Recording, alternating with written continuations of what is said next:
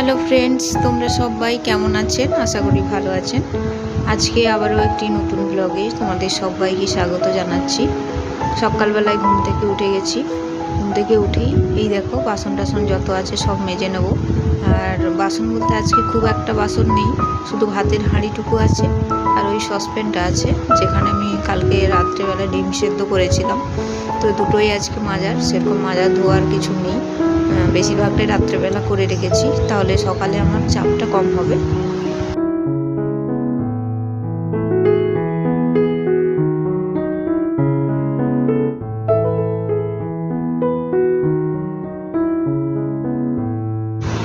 প্রচুর পরিমাণে গরম পড়েছে এখানে। গরমের জন্য ব্লগ বানাতে তো ইচ্ছে করছে না, মানে ভিডিও করতে ইচ্ছেই করছে না, মনে হচ্ছে যে শুয়েই থাকি ফ্যানের নিচে।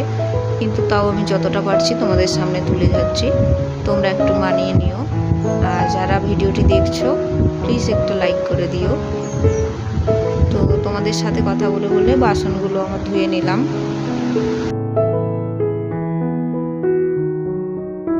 তারপরে সকালের ব্রেকফাস্ট বানিয়ে নিচ্ছি, কয়েকটা পাউরুটিকে সেঁকে নিচ্ছি। তো আর চায়ের সাথে খেয়ে নেব।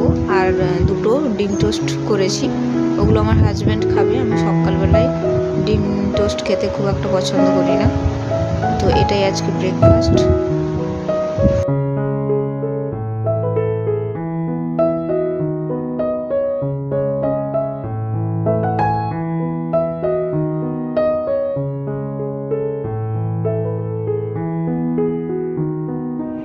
ঘরের ফার্নিচারগুলো এত ধুলো পড়ে গেছে, দুদিন ছাড়াই ধুলো পড়ে যাচ্ছে। তো সময় বুঝে আমি সেগুলো খুব ভালো করে পরিষ্কার করে নিই। তো জল দিয়ে সেদিন মুছেছিলাম, তারপরে দেখলাম যে একটা আস্তরণ মতো মনে হচ্ছে, দিয়ে এটা শুকনো কাপড় দিয়ে খুব ভালো করে কাঁচগুলো মুছে নিচ্ছি। আর এই জিনিসগুলো দেখবে মানে রেগুলার না মোছামুছি করলে মানে নষ্ট হয়ে যাওয়ার চান্স থাকে। আর দেখতে কিন্তু এটা খুব সুন্দর, তাই আমি এই জিনিসটা নিয়েছি। আর সত্যি কথা বলতে এটা নিয়ে খুব মানে উপকারী হয়েছে। অনেক জিনিসপত্র ধরে, কাপড় জামা থেকে শুরু করে এমনি জিনিসপত্র সব কিছুই রাখা হয়। তার সাথে কি বলতো, আরেকটা বড় জিনিস সেটা হচ্ছে ড্রেসিং টেবিলের কাজ করছে, মানে আয়নাটা থাকায়। তো তার জন্য এখানে আমাকে আলাদা করে আয়না নিতে হয়, মানে ড্রেসিং টেবিল নিতে হয়নি, এটাতেই কাজ হয়ে যাচ্ছে।